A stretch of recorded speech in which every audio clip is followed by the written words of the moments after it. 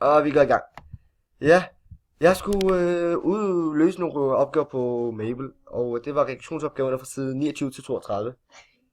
Jeg valgte derfor at vælge opgave 5, den så meget interessant ud for mig, og med det skulle jeg indtaste nogle tal, nogle værdier for år og antal. Og det gør jeg så med de firkantede parenteser, så Mabel forstår, hvad vi gør.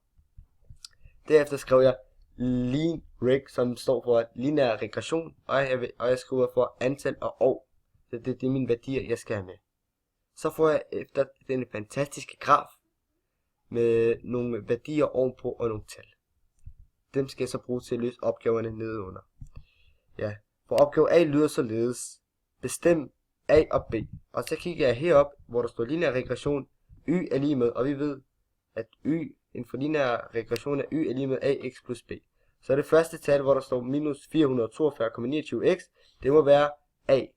Så skriver jeg a er lige med minus 442,29x. Og b, altså det sidste tal, som er plus 9137. Der var lige at stå en plus i stedet for. Yes. Næste opgave B, der skal jeg fortælle lidt om, hvad A's udvikling med værdien.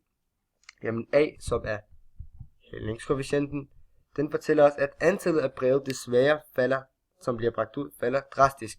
Og det kan vi også se, da grafen går fra venstre hjørne ned til højre hjørne. Altså det er en negativ graf. Faktisk en meget negativ, den falder meget. Afsluttende opgave C, som kunne være en lidt drilsk opgave. Jamen der skal jeg finde ud af, hvornår han bringer det sidste brev ud.